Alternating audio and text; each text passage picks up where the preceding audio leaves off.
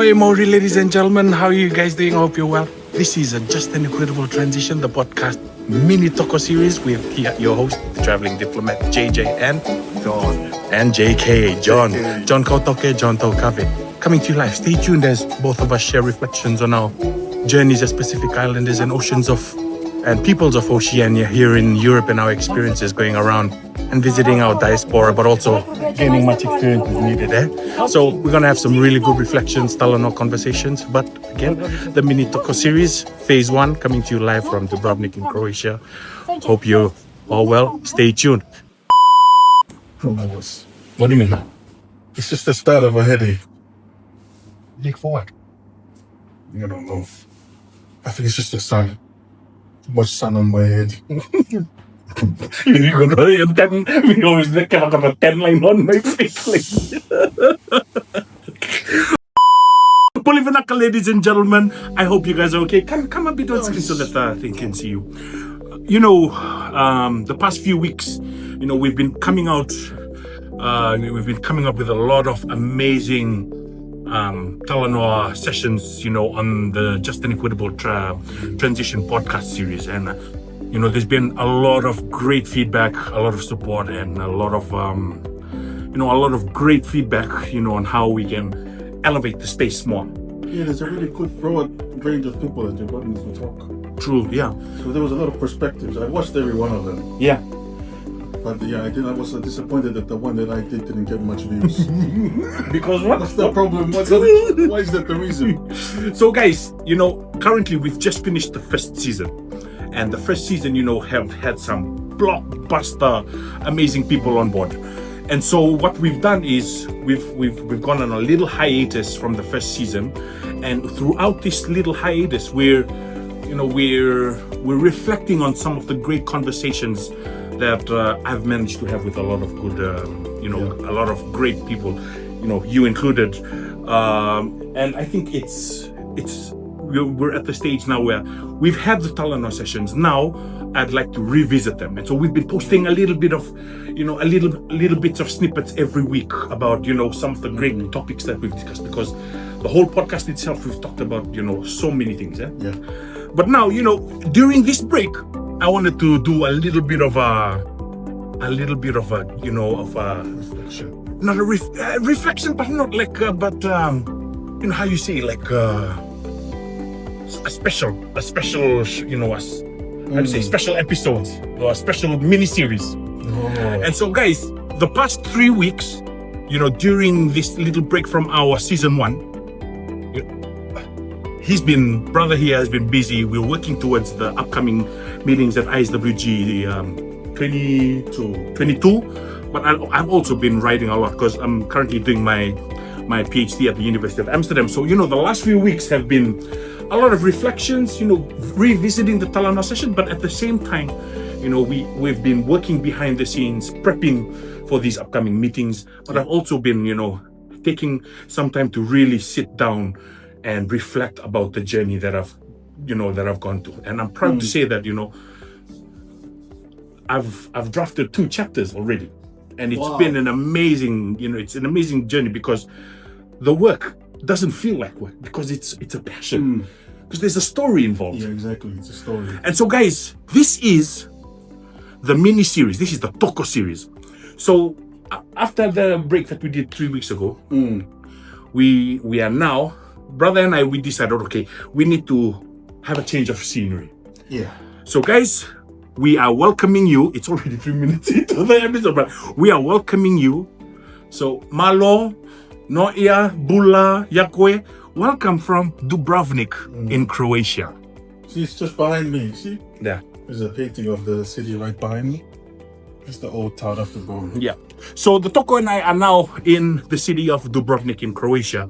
And, you know, not only are we taking a break, but having a change of scenery, but, you know, we wanted to shift a little bit of the conversation. You know, we've been talking about maritime shipping, oceans, all really important. But now this is a special series about the Tokos, about the journey of John and how, you know, we've come this far, how our journey started together. And so this is a mini series. So we're the next couple of days we'll be doing, some great conversations about our journeys, and we hope, some maybe you can relate with it, and it's something that can be relatable to your experiences as well. And please do share it with us on the comments and react to it, and yeah, we'd really love to hear your feedback. But first, bro, you and our journey started. I remember I was in the University of Hawaii and I came to the IMO. Yeah. Shout out to Faye, shout out to the Micronesian Center for Sustainable Transport for bringing me into the space.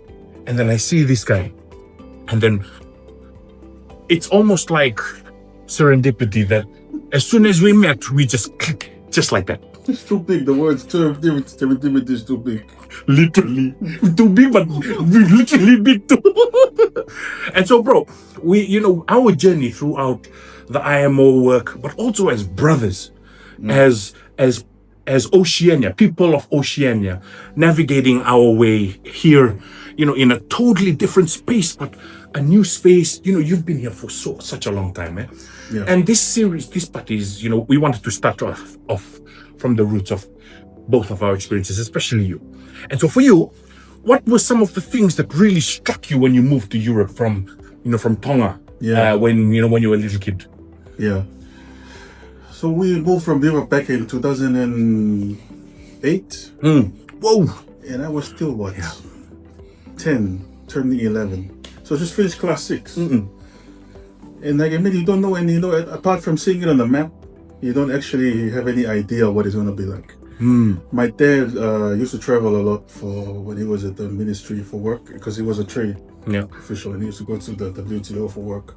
And so this is the only connection we had with Geneva. So like hearing all the stories and then all the chocolates that dad comes back with, this is the only connection we had. But actually going there, it was very exciting, obviously, for kids. For like the whole family going. It was only the last 3 of us who ended up in Geneva, but it was very exciting. Yeah. I mean, and to be honest, when we got there, it was cold. First of all, that's like the first thing that hit us is the cold. 100% relate to you, bro. Yeah. And like, it takes some getting used to.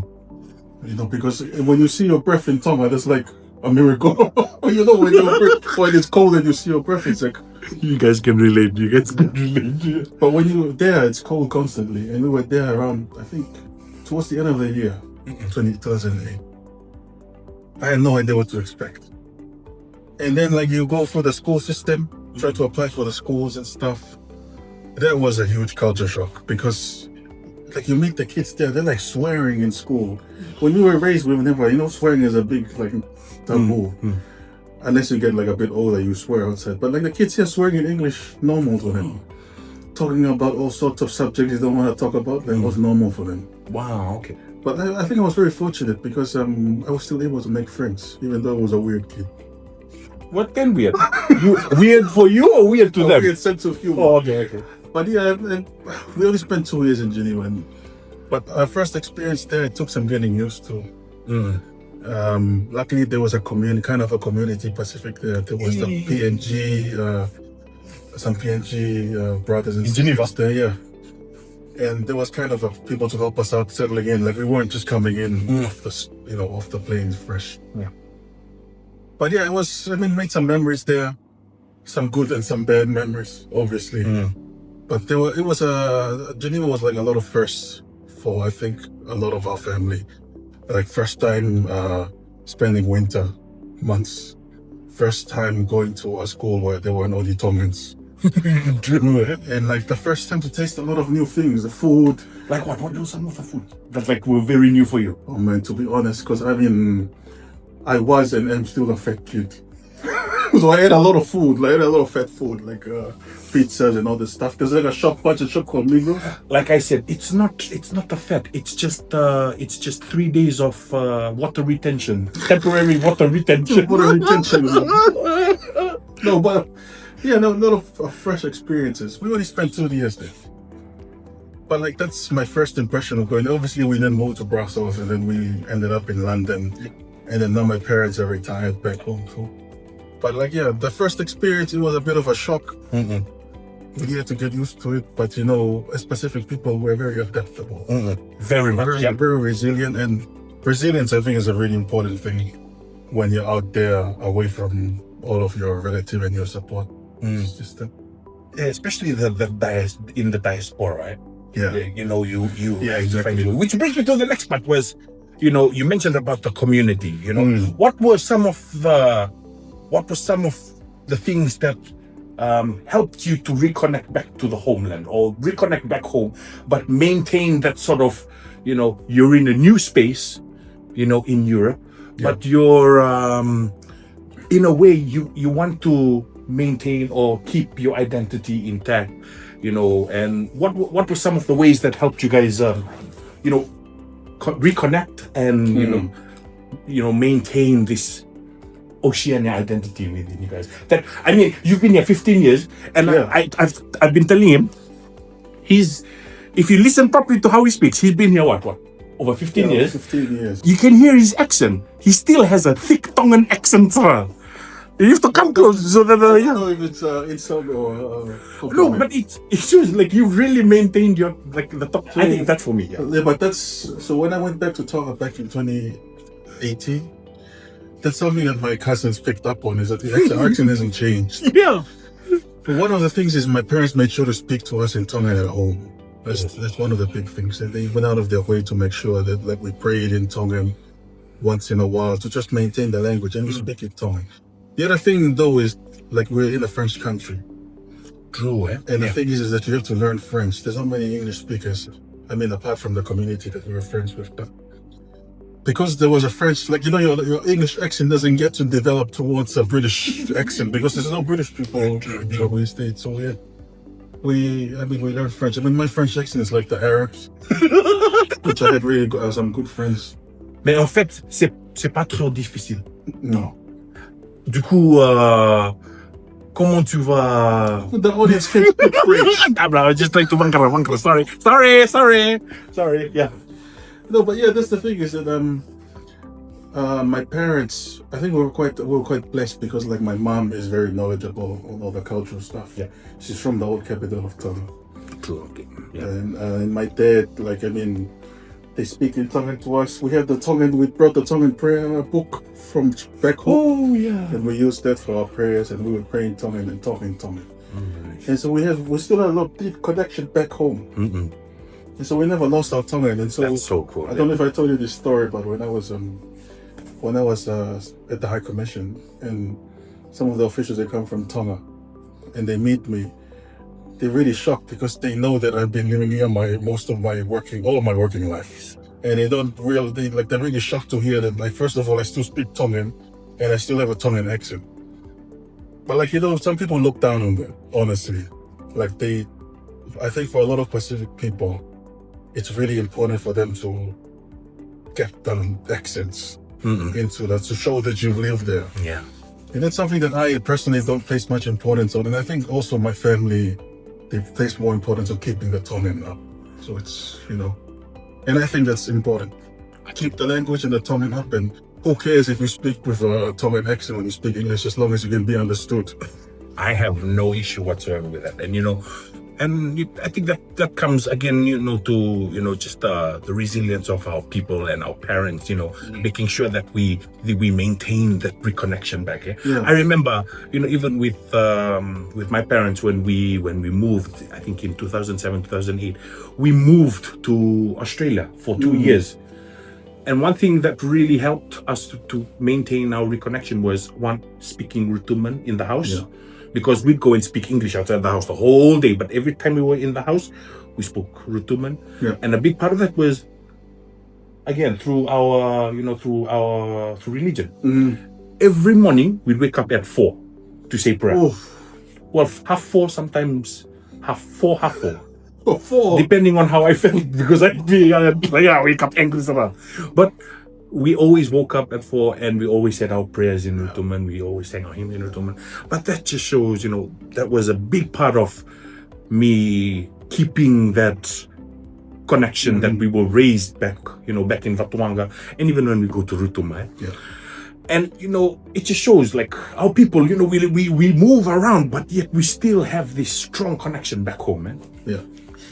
Because we also show that in our current work at the IMO.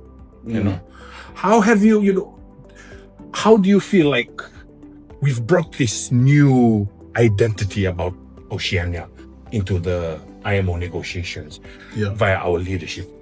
And how have you seen that since joining in 2022 until now? How have you seen this identity shift that's really shaken the foundations of what the IMO is, especially in GHG?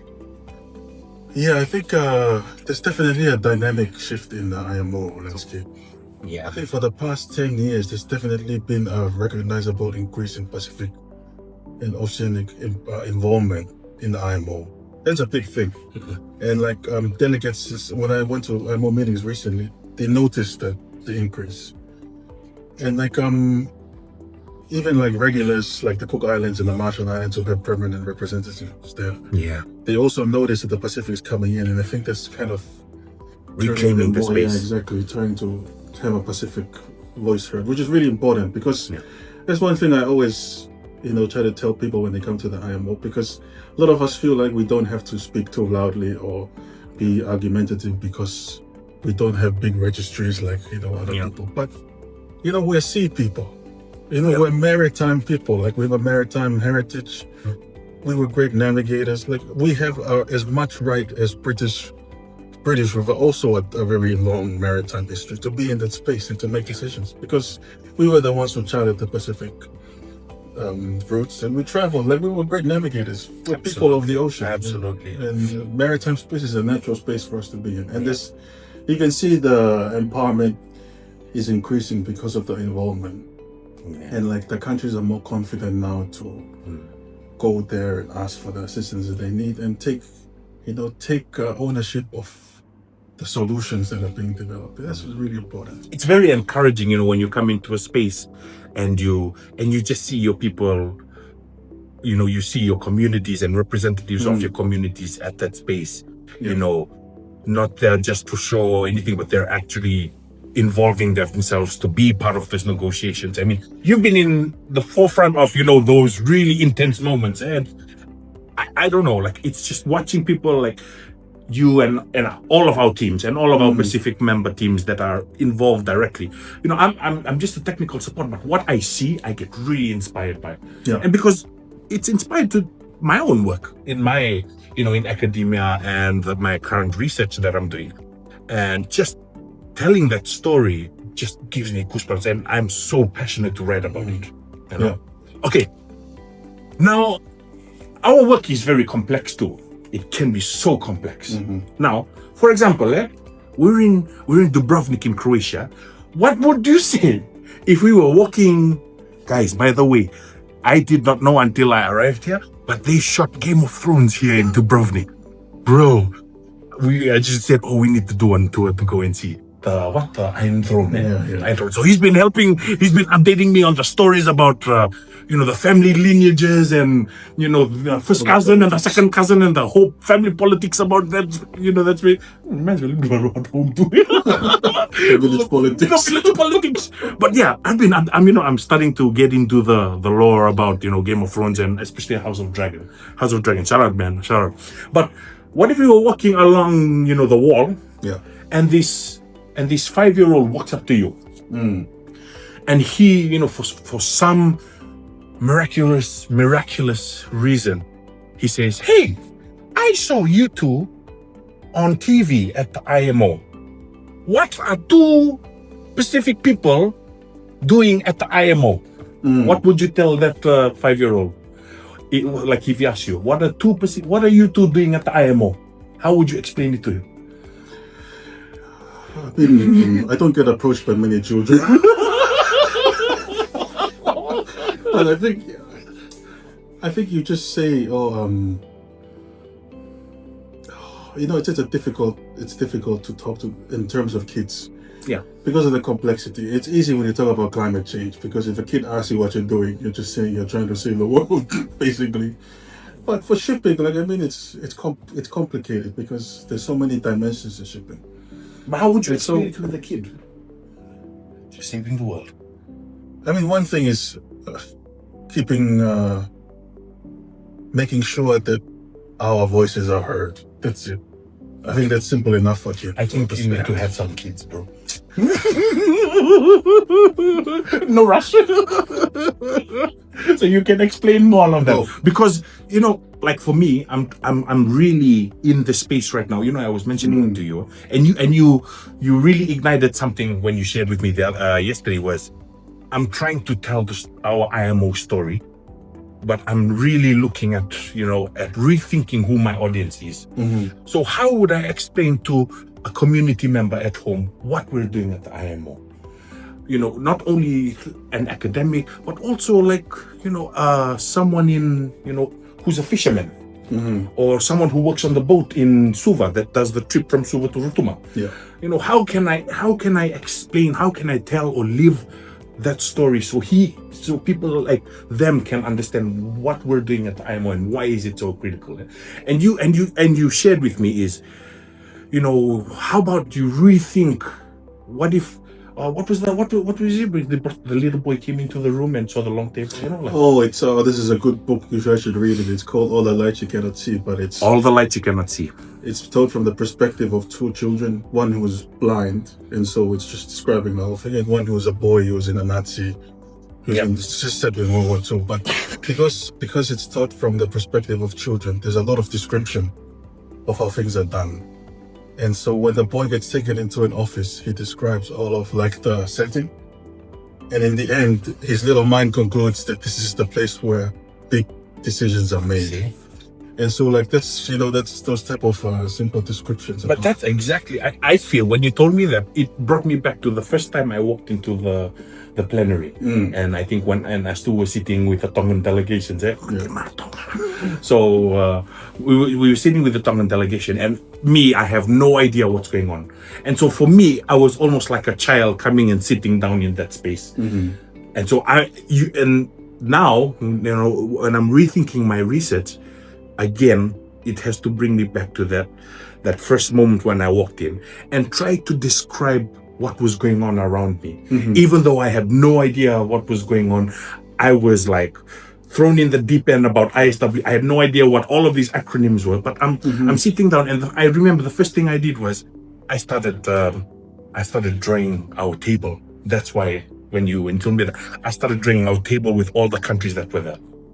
And in a way, that was my first instance about this is a space not only where big decisions are made for maritime shipping, but it was a big space where there are very critical moments where our voices were not heard. Yeah. And there is this struggle between finding a balance between economic influence and climate impacts on our states. And so sort of like that dilemma of how do you find balance within that, and then everything else comes afterwards. But that first thing, when I drew that table, when Tonga and we were sitting, that was the first thing I drew, and that's my first thing. And that really got to me, bro. It really got to me. And I highly encourage you guys to start reading that.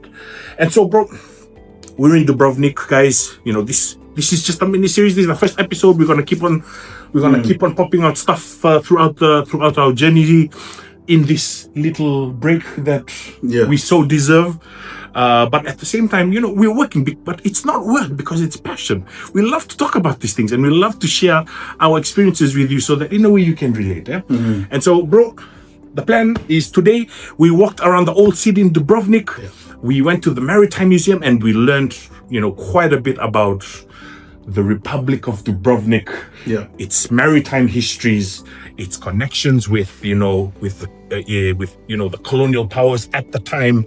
One thing that I learned, I didn't realize this, but during the age of exploration, which is like the 16th, 15th, 16th century, the three largest merchant fleets were yes, I remember. Spain, Portugal, and Dubrovnik. The Republic of Dubrovnik. I have no idea. I had no idea as well. Was it Portugal or was it Netherlands? But it was the Netherlands at that time. It was called one of those. But I mean, being the third largest, and I really haven't heard about it. And just seeing all of the different ships. You talked about the Carracks, and those are the ships that allowed the Europeans to explore the world. That's so crazy. And just seeing their journeys from Europe all the way to India, Goa, going down the African continent, and it shows there was this rich trade, but it also begs to differ about how Europe viewed the ocean at that time. You know, it was almost like this struggle for capitalistic gains, for trade, which is, you know, I mean, it really developed their economies. Yeah. But that was sort of like how the ocean is viewed. Yeah, there's also like something to overcome, because the Europeans couldn't actually sail out to deep water because they didn't have the ships to do it. But the car is the thing that allowed them to do it, and so that allowed them to sail further and further until they reached the Pacific. Yeah. So guys, we went to the Maritime Museum, but we also went to some other little museums around, and we learned about, you know, the religious side, you know, a very Catholic place here in Dubrovnik. Very deep Catholic faith. So he's a Catholic, and he was showing me, one thing is, whenever we go to visit different cities, we like to visit the churches and see the different histories about the churches, the pictures, what they mean, you know, the celebration of the saints and their stories, you know, about the saints. So he tells me a lot. I'm loving. I'm not a Catholic, but I love the stories when he takes me around and he's showing to me. Yeah? So, guys, this is day one of Dubrovnik. Tomorrow is what are our plans? You'll find out tomorrow. But you know, as we end this first episode of the mini Toko series for a Just and Equitable Transition podcast with JJ and JK, here is some ending clips about our journeys today, and we hope you enjoy it. Guys, stay tuned, and we'll see you at the next episode. Here are the clips, Malo.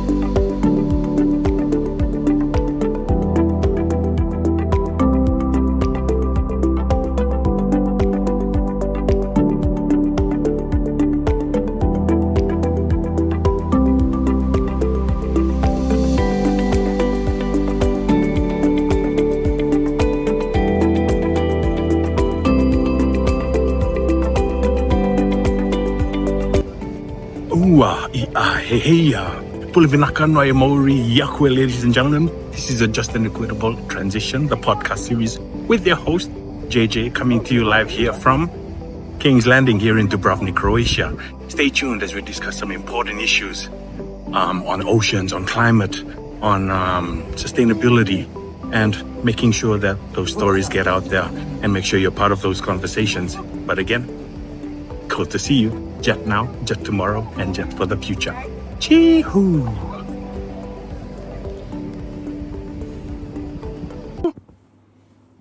Hello. It's good, you know, helps reflect about the day and like all this stuff. It's good. All right. Something on your nose there. Well, yeah. One big mushroom.